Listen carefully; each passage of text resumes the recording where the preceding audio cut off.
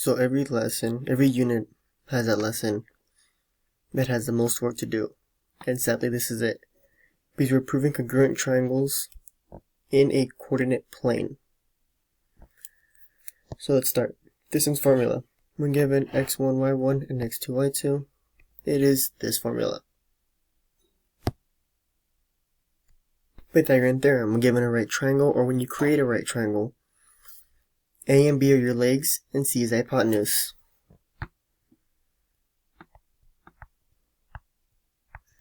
And you get a squared plus b squared equals c squared.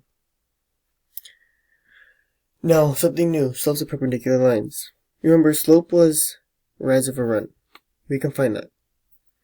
Perpendicular lines have slopes that are opposite reciprocals, or negative reciprocals of each other, and they intersect at 90 degrees.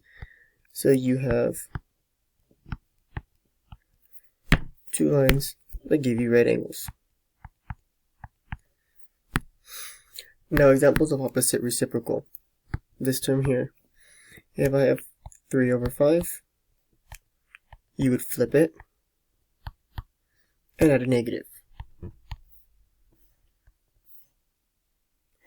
If you had 1 over 2, you would flip it and add a negative. Those are opposite reciprocals.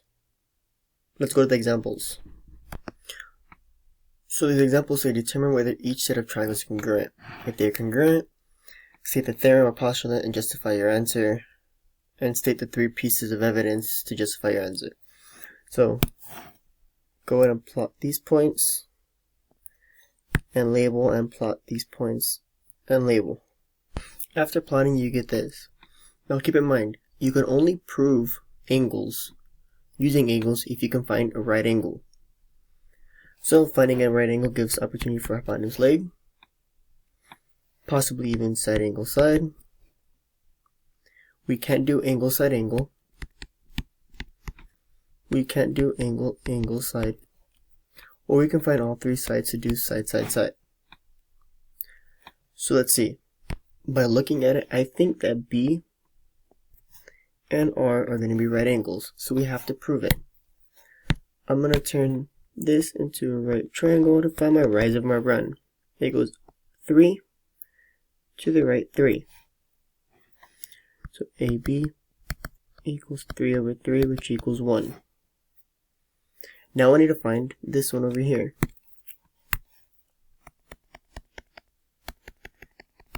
It goes 1, 2, 3, 4, 5, 6, and down 1, 2, 3, 4, 5, 6. So BC equals 6, negative 6 over 6, which is a negative 1. Since these two are opposite reciprocals, they are perpendicular. So it is a right angle. So I'm going to mark it. And you can do that for angle R as well. So then I did the work down here to prove that angle R is also a right angle. So now we have the option of doing hypotenuse leg, side angle side, or we can still do side side side. Make sure we have this work written down because I'm about to erase it all. So far we know that angle B is congruent to angle R. My next step is to prove that AB is congruent to PR by using the distance formula or Pythagorean theorem. Since I already have the angles drawn, these here, I'm just going to use Pythagorean theorem. So for AB, 3 will be my A, 3 will also be my B, and this is going to be my C. 3 squared plus 3 squared equals C squared. 9 plus 9 equals C squared. 18. Therefore, C equals the square root of 18. Do the same for PR. So when you're done, you see that PR is the square root of 18, and AB is the square root of 18. Therefore, AB is congruent to PR. Make sure you have the work written down because I'm about to erase it. Now my last step is to prove that BC is congruent to RS. So for BC, we get 6 is my A, negative 6 is my B, and this is my C.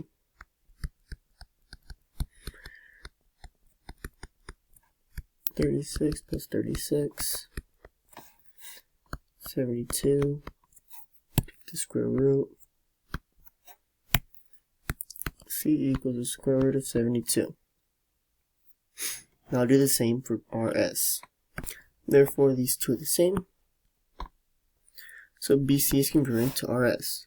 Now I'm going to erase all the work to just show the triangles. So here we know AB congruent to PR. We know B congruent to R. And this side is congruent to this side. Therefore, it is congruent by, we get this one, side, angle, side. So you can put triangle ABC congruent to triangle PRS by side, angle, side. Your job is to do number 3. I will be checking it tomorrow.